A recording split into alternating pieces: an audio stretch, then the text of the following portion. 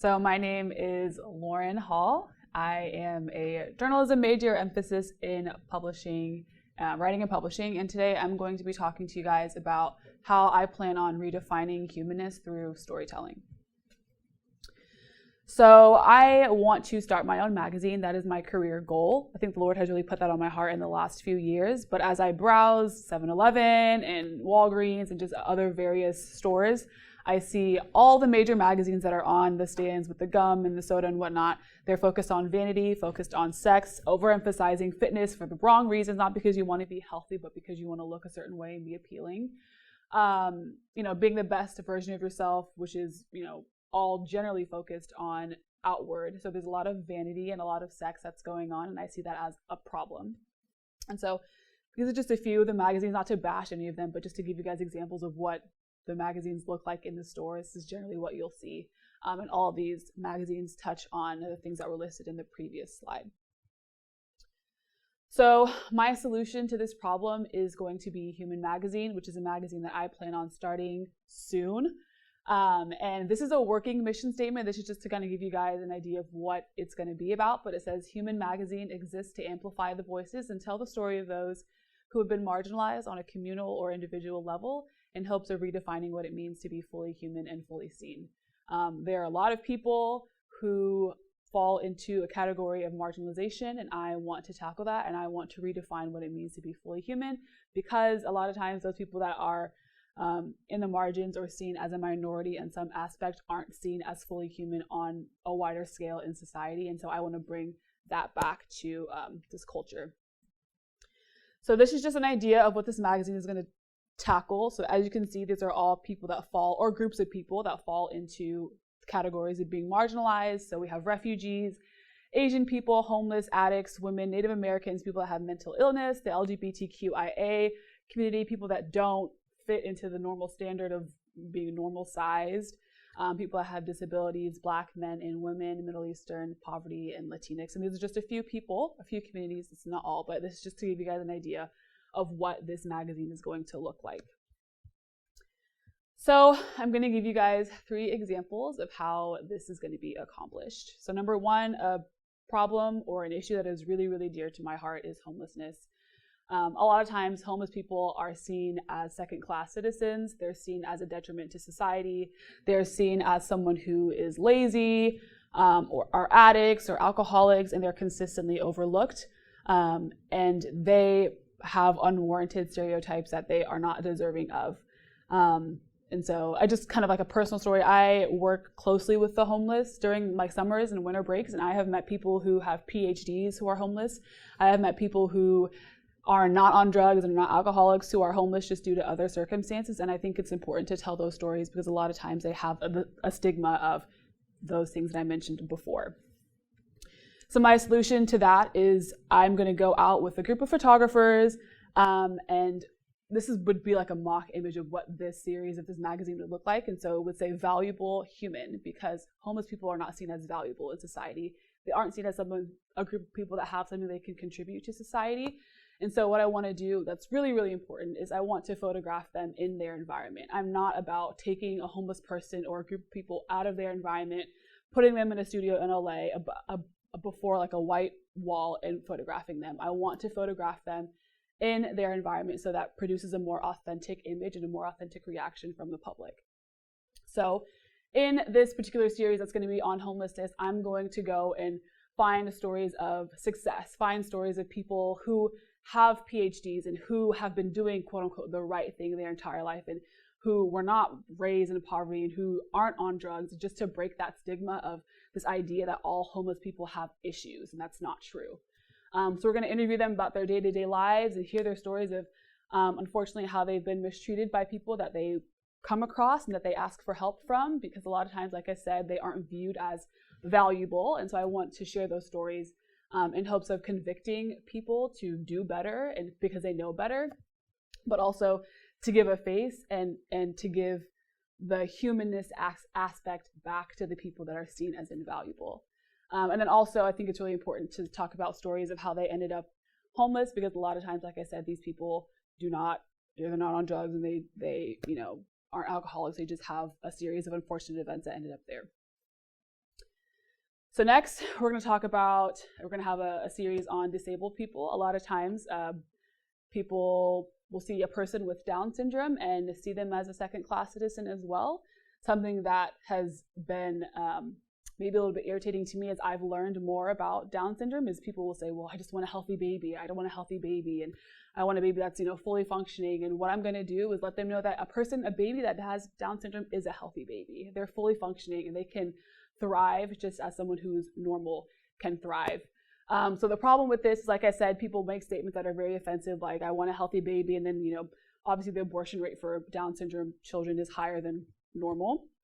The education system barely bends or breaks for people that have Down syndrome and other disabilities. So I want to tackle that as well.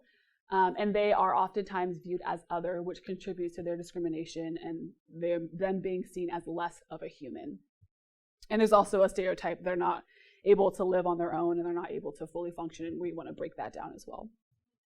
So as a solution, I'm going to go and seek out stories of them thriving, seek out stories of the ways in which they've been gifts and blessings to their parents. I go to Fellowship Monrovia in Monrovia, and Heather and Josh Avis have 3 adopted children. 2 of them have Down syndrome, and she recently came up with a book called The Lucky Few.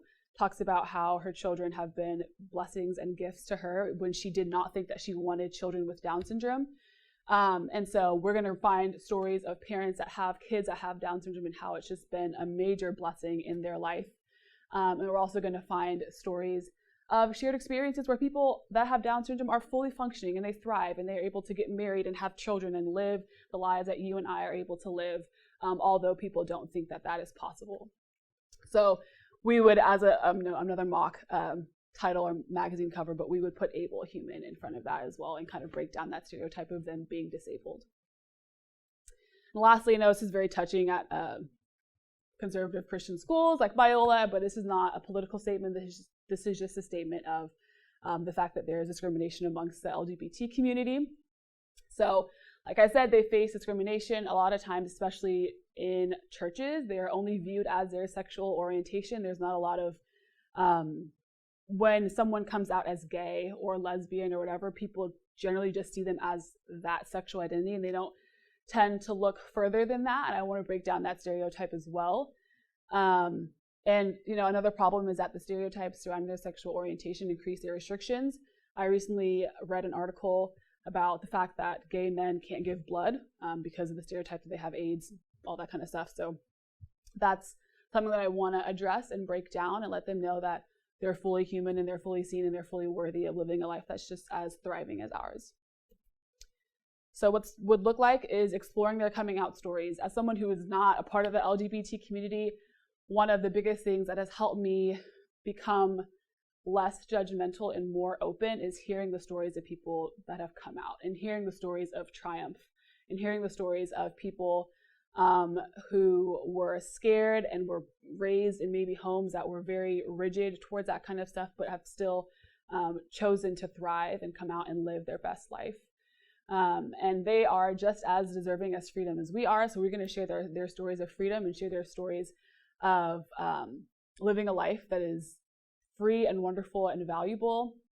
And then I'm also going to seek out some stories and share some sobering stories of the ways that they have been treated because of their sexual orientation. That's discrimination that still exists. And so I want to share those stories to convict people to do better, like I said before, and treat them better.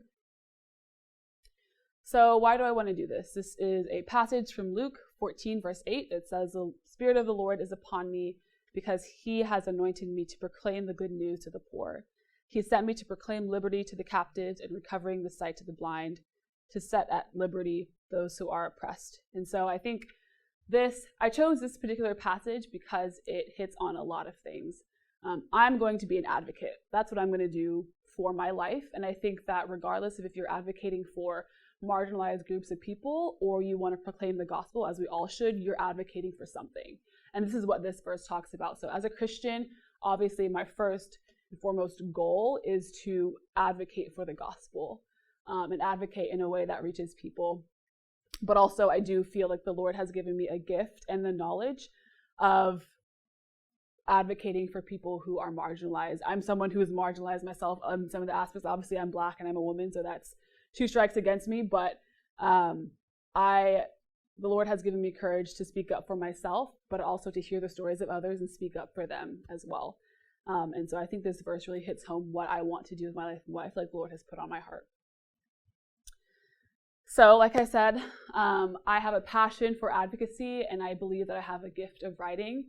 And it is very intentional that the first circle on the left is white and the circle on the right is black, because if you mix those together, you get gray. And one of my main themes for this magazine is diving into the gray. All of the groups of people you saw in the previous slides are, a lot of times people think that they're just black and white issues, like, okay, well, LGBT issues are just black and white, or women's issues are black and white, or, black issues are black and white, and none of them are black and white. They're all gray. And I believe that the Lord has given me the courage to dive into the gray, and I want to compel the readers of this magazine to dive into the gray as well, because this magazine is going to be very nuanced, and it's going to break down the fact that this is not a black and white issue. There's no hard answer. All of these stories are very gray, and it's important and courageous to dive into that. So lastly, this is a quote that I heard from Glenn Kenosha. I don't know if he said it, so there's no attribution. He didn't attribute it, but it says, conversations like this should comfort the afflicted and afflict the comfortable. And that's also what I want this magazine to be. So I was telling my mom earlier, this is not going to be a magazine where you're going to read it and you're going to get fuzzy feelings. It's not going to be a magazine where you're going to read it to your child and they can have sweet dreams, or you want to pick it up because you want to read something good.